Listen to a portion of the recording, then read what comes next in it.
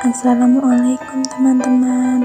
Kami dari kelompok 2 akan mempresentasikan mata kuliah Ilmu Ekonomi Pengantar bab permintaan, penawaran, dan keseimbangan pasar. Teori permintaan. Teori permintaan menerangkan tentang ciri hubungan antara jumlah permintaan dan harga. Berdasarkan ciri hubungan antara permintaan dan harga dapat dibuat grafik kurva permintaan. Analisis dalam bagian ini akan menerangkan ciri perhubungan antara permintaan dan harga, pembentukan kurva permintaan.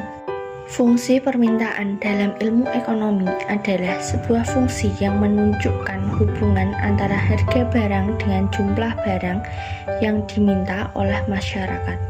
Faktor penentu permintaan. Dalam melakukan permintaan terhadap suatu barang, seorang konsumen ataupun masyarakat biasanya akan mempertimbangkan berbagai hal terkait dengan keputusan untuk membeli suatu barang atau tidak. Dalam mengambil keputusan ini, ada beberapa hal yang dipertimbangkan oleh konsumen atau beberapa faktor penentu permintaan konsumen. Beberapa faktor penentu permintaan tersebut antara lain: yang pertama, harga barang itu sendiri. Jika harga suatu barang mengalami peningkatan, maka jumlah barang yang diminta akan berkurang semakin sedikit. Sebaliknya, jika harga suatu barang mengalami penurunan, maka jumlah barang yang diminta akan mengalami pertambahan. Faktor yang kedua yaitu harga barang lain yang berkaitan erat dengan barang itu. Hubungan antara suatu barang dengan berbagai jenis barang lain dapat dibedakan menjadi 3 golongan, yaitu barang substitusi atau barang pengganti, barang komplementer atau barang pelengkap, dan barang netral, barang yang tidak memiliki hubungan sama sekali.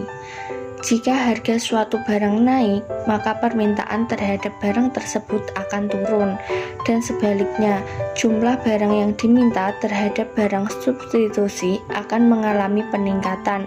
Sementara, contoh untuk barang komplementer adalah mobil dan bensin, atau kopi dan gula. Jika harga mobil mengalami kenaikan, maka jumlah permintaan terhadap bensin akan mengalami penurunan. Hal ini dikarenakan permintaan masyarakat terhadap mobil tersebut yang senantiasa berkurang sebagai dampak dari kenaikan harga. Faktor yang ketiga, pendapatan rumah tangga dan pendapatan rata-rata masyarakat. Pendapatan para pembeli merupakan faktor penting yang akan menentukan corak permintaan masyarakat terhadap berbagai barang. Ketika terjadi perubahan jumlah pendapatan yang diterima oleh masyarakat, maka akan berdampak pada jumlah barang yang akan dikonsumsi atau diminta dan dibeli. Jika pendapatan masyarakat naik, maka jumlah barang yang diminta relatif akan meningkat. Akan tetapi, perubahan ini juga ditentukan oleh jenis-jenis barang yang akan dibeli tersebut. Adapun 4 golongan barang berdasarkan sifat perubahan permintaannya, yaitu barang inferior, barang esensial, barang normal, dan barang mewah. Faktor yang keempat, corak distribusi pendapatan masyarakat. Besarnya jumlah pendapatan masyarakat tertentu akan menimbulkan corak permintaan masyarakat yang berbeda apabila corak pendapatan diubah distribusinya. Misalkan, jika pemerintah menerapkan kebijakan menaikkan pajak terhadap orang-orang kaya dan pajak yang ditarik ini digunakan untuk meningkatkan pendapatan masyarakat yang memiliki pendapatan rendah, maka corak permintaan terhadap berbagai barang akan mengalami perubahan. Orang kaya akan mengurangi jumlah permintaannya terhadap suatu barang, akan tetapi sebaliknya, orang yang berpendapatan rendah tadi akan menambah jumlah barang yang dimintanya. Hal ini disebabkan adanya perubahan corak pendapatan yang dialami oleh orang kaya dan orang yang berpendapatan rendah tersebut. Faktor yang kelima yaitu cita rasa masyarakat. Cita rasa atau lebih dikenal dengan selera memiliki pengaruh yang cukup besar terhadap keinginan masyarakat untuk membeli suatu barang. Cita rasa ini juga bisa dipengaruhi oleh tren atau produk apa yang sedang hits. Contohnya, dulu tahun 60-an orang-orang sedikit sekali suka dengan menggunakan mobil buatan Jepang. Akan tetapi semenjak tahun 70-an suasananya pun sudah berubah. Hampir di setiap negara di dunia didapati mobil buatan Jepang yang semakin populer dan banyak digunakan oleh masyarakat. Hal ini berdampak pada permintaan terhadap mobil buatan Amerika dan Eropa yang semakin berkurang. Artinya, dari contoh tersebut telah terjadi pergeseran selera masyarakat yang sebelumnya lebih suka menggunakan mobil buatan Amerika dan Eropa, kemudian beralih ke mobil buatan Jepang. Selanjutnya, faktor yang keenam, jumlah penduduk. Pertambahan jumlah penduduk tidak dengan sendirinya menyebabkan bertambahnya jumlah barang yang diminta. Tetapi dengan adanya pertambahan jumlah penduduk biasanya diikuti oleh bertambahnya jumlah kesempatan kerja. Hal ini menyebabkan adanya peningkatan pendapatan masyarakat dan ini akan menambah daya beli masyarakat tersebut, sehingga akan meningkatkan jumlah barang yang akan diminta. Faktor yang terakhir, ramalan atau ekspektasi mengenai keadaan di masa yang akan datang. Perubahan yang mungkin akan terjadi di masa yang akan datang turut mempengaruhi jumlah barang yang akan diminta. Jika masyarakat memperkirakan atau meramalkan bahwa harga-harga suatu barang akan mengalami peningkatan atau harga menjadi naik di masa yang akan datang, maka hal ini akan mendorong masyarakat untuk membeli barang lebih banyak pada saat ini. Tujuannya untuk menghemat pengeluaran di masa yang akan datang. Dan sebaliknya, jika masyarakat memperkirakan bahwa perekonomian akan mengalami resesi, di mana salah satunya lowongan pekerjaan akan semakin sulit untuk diperoleh, maka masyarakat akan mengurangi permintaan atau berhemat dalam pengeluaran. Beberapa faktor di atas cukup sulit untuk dianalisis sekaligus mengenai pengaruh berbagai faktor penentu permintaan tersebut terhadap permintaan suatu barang. Oleh karena itu, para ahli ekonomi membuat analisis yang lebih sederhana dalam pemecahan masalah teori permintaannya tersebut. Dalam analisis ekonomi, terdapat suatu anggapan bahwa permintaan suatu barang yang paling utama itu dipengaruhi oleh tingkat harganya. Oleh karena itu, di dalam teori permintaan yang menjadi sorotan utama yang dianalisis adalah jumlah permintaan suatu barang terhadap harga barang tersebut. Dalam analisis ini diasumsikan bahwa adanya ceteris paribus atau lebih dikenal dengan faktor-faktor lain tidak mengalami perubahan. Akan tetapi, dengan adanya asumsi ceteris paribus ini, kita mengabaikan faktor-faktor lain yang dianggap tetap tersebut. Artinya, setelah kita menganalisis hubungan antara jumlah permintaan dan tingkat harga, setelah itu kita mengasumsikan bahwa harga adalah tetap dan kemudian kita menganalisis bagaimana permintaan suatu barang dipengaruhi oleh berbagai faktor-faktor lainnya selain harga.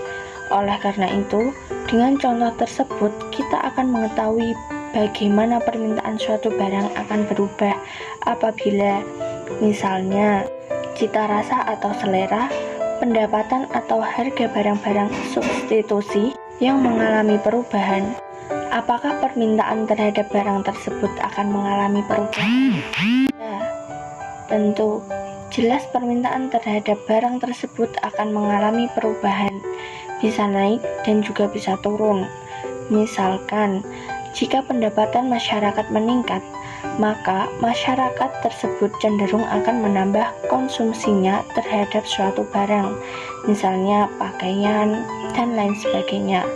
Hal ini disebabkan karena adanya peningkatan daya beli masyarakat tersebut terhadap suatu barang yang berdampak pada peningkatan keinginan untuk memenuhi semua kebutuhannya dan sebaliknya. Selanjutnya adalah jenis-jenis permintaan. Jenis-jenis permintaan sendiri dibedakan menjadi dua, yaitu 1. Permintaan berdasarkan daya beli konsumen. Permintaan berdasarkan daya beli konsumen dibagi lagi menjadi 3. 1. Permintaan absolut. Permintaan absolut adalah permintaan yang tidak didukung dengan kemampuan membeli. Keadaan ini menunjukkan rendahnya daya beli masyarakat, tetapi keinginan untuk memiliki sesuatu barang sangatlah besar.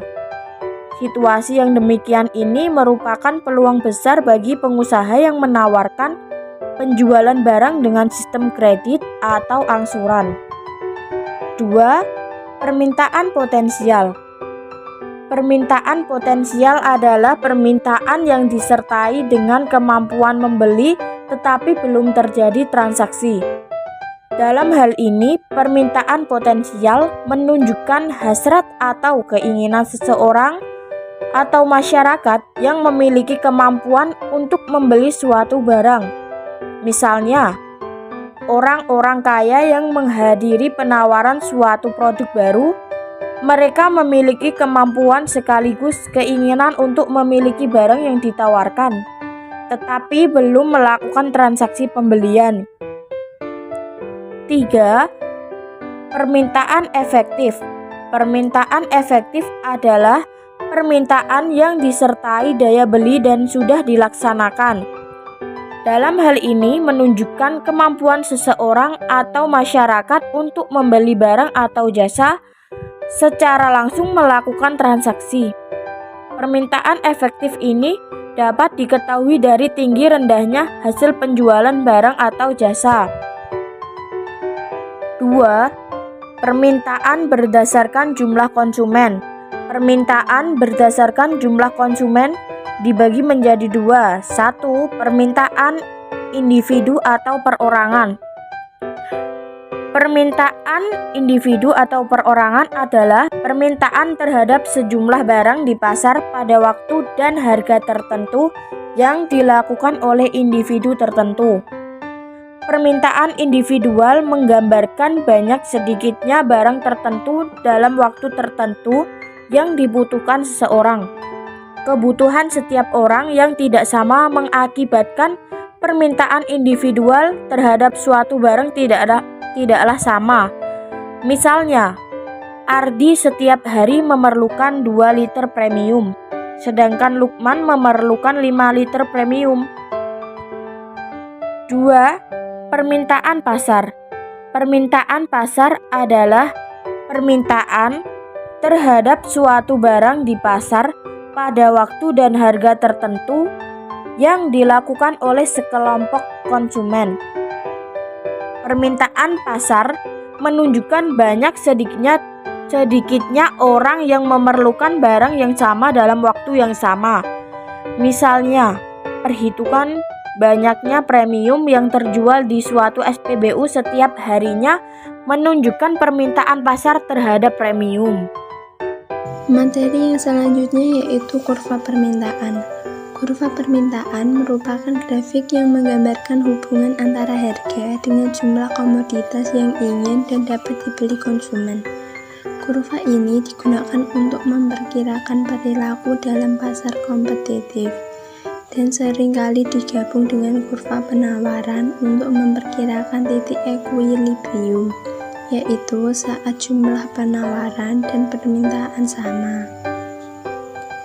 Untuk menggambarkan kurva permintaan, coba lihat contoh pada PPT di atas. Pada gambar tersebut, ada tabel dan kurva. Tabel tersebut digunakan untuk mempermudah menggambar kurva. Di dalam tabel ada harga roti dan jumlah roti yang didapatkan. Dengan harga roti 0,00, maka konsumen akan membelinya sebanyak 12 roti. Jika harga roti tersebut Rp500, maka konsumen akan membeli roti tersebut sebanyak 10. Jika harga roti 1.000, maka konsumen akan membeli roti itu sebanyak 8 buah. Dan sebegitu seterusnya. karena sebuah permintaan akan suatu barang meningkat jika harganya itu turun. Jadi, kurva tersebut mempunyai gradien atau kemiringan atau slope negatif. Artinya, slope pada kurva ini menurun dari kiri atas ke kanan bawah. Hal ini menunjukkan bahwa hubungan antara harga dengan permintaan adalah berbanding terbalik.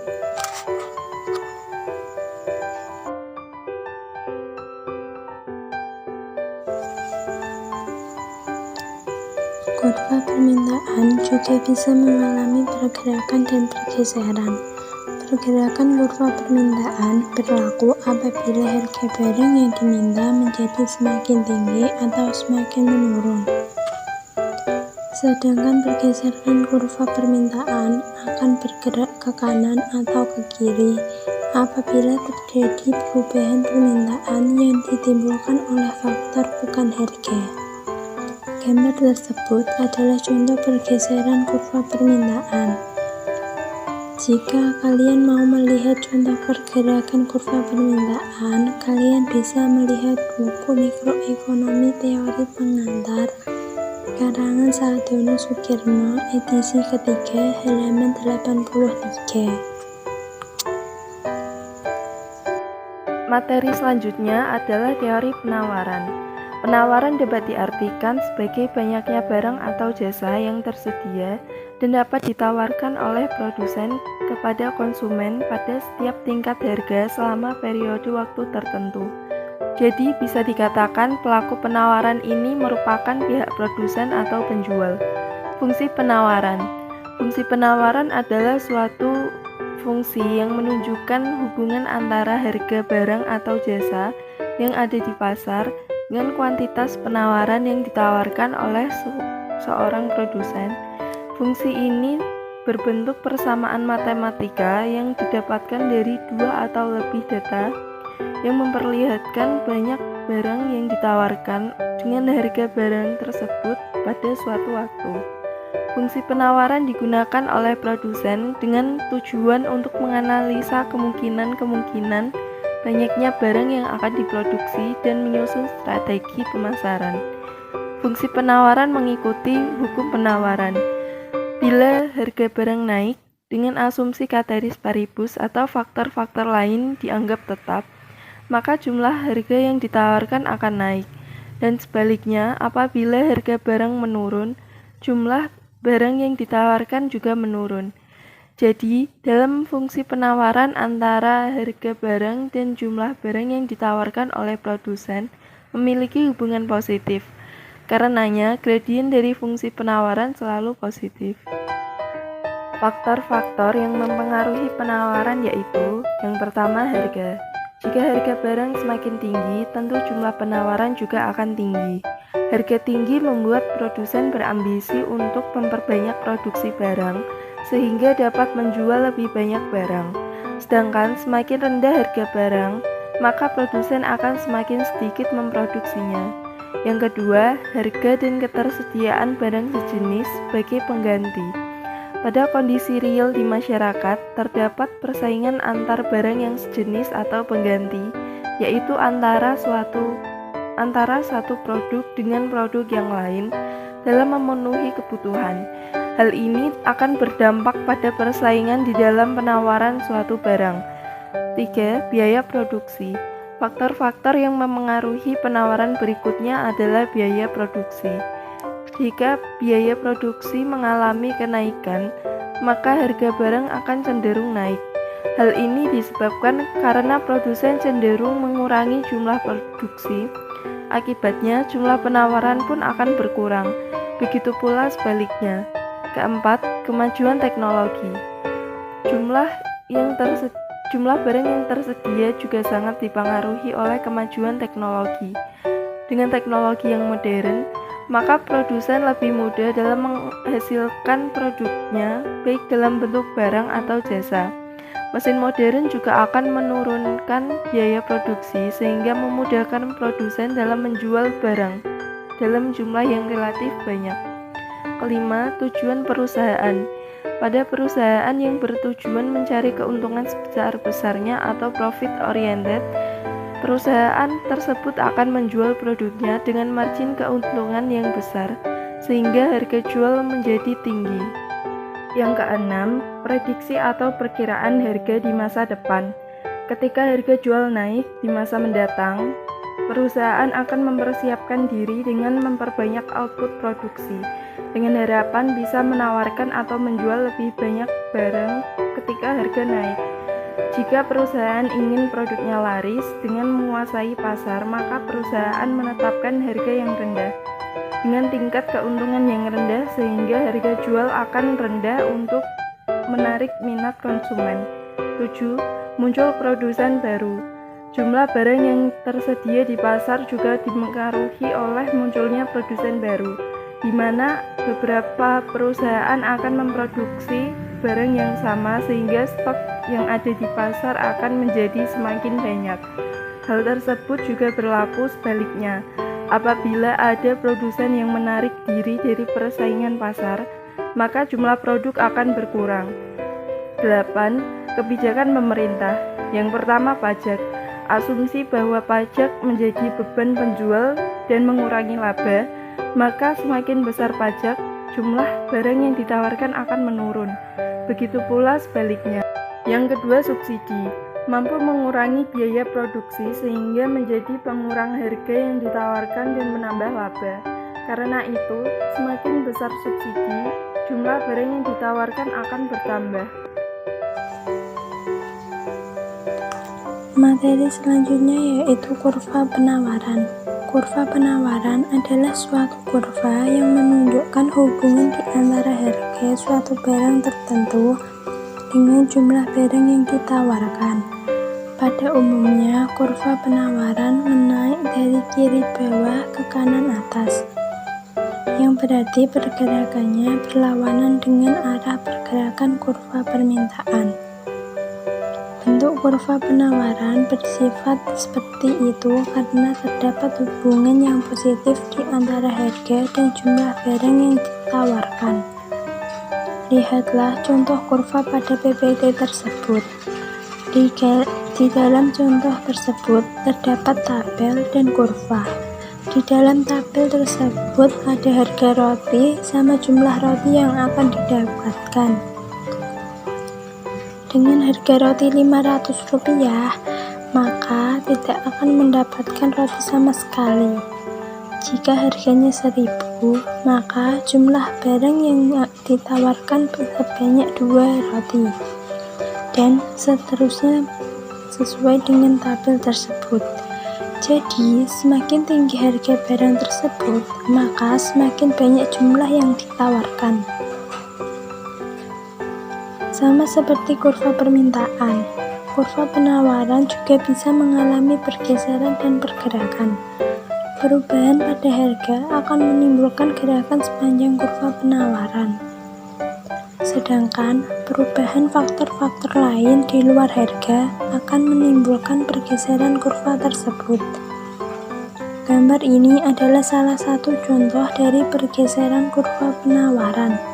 Jika ingin melihat contoh pergerakan dan pergeseran, kalian bisa melihat buku Mikroekonomi Teori Pengantar karangan Sadono Sukirno edisi ketiga halaman 89. Hukum permintaan dan penawaran. Jika permintaan meningkat dan penawaran tetap tidak berubah, maka pada harga keseimbangan yang lebih tinggi dan kuantitas yang lebih tinggi. Yang kedua, jika permintaan menurun dan penawaran tetap tidak berubah, maka harga keseimbangan yang lebih rendah dan kuantitas yang lebih rendah.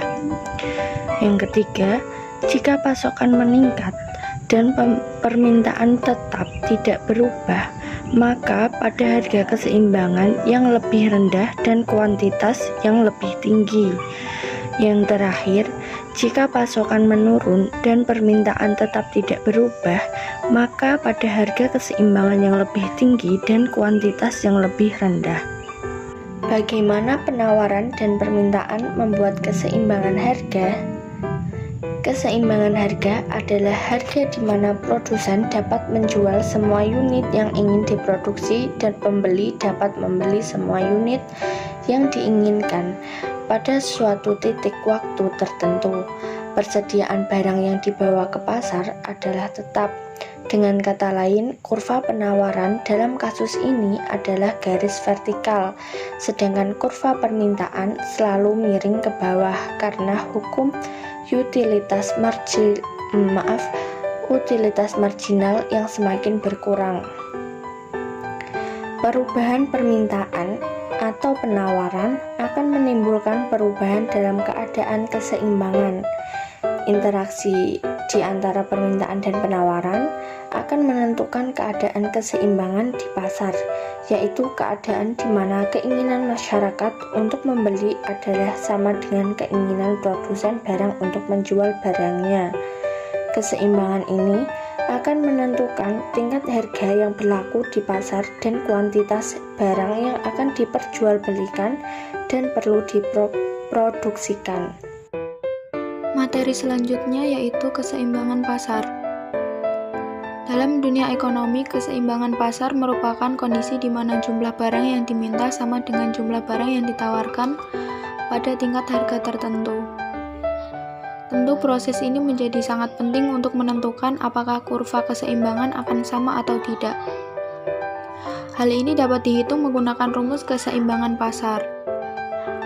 Keadaan di suatu pasar dikatakan dalam keseimbangan atau equilibrium apabila jumlah yang ditawarkan para penjual pada suatu harga tertentu adalah sama dengan jumlah yang diminta para pembeli pada harga tersebut. Dengan demikian, harga sesuatu barang dan jumlah barang yang diperjualbelikan dapat ditentukan dengan melihat keadaan keseimbangan dalam suatu pasar. 3 cara dapat digunakan untuk menunjukkan keadaan keseimbangan tersebut, yaitu 1. Dengan contoh yang menggunakan angka.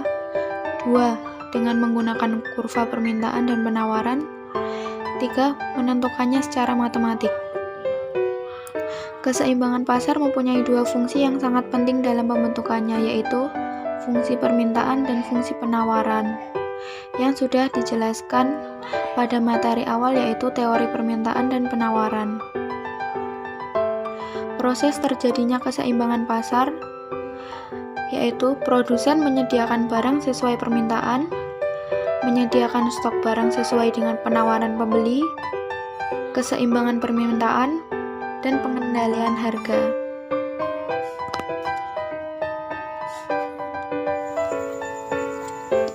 Sekian dari kelompok 2, mohon maaf apabila ada salah kata atau materi yang kurang jelas. Terima kasih. Wassalamualaikum warahmatullahi wabarakatuh.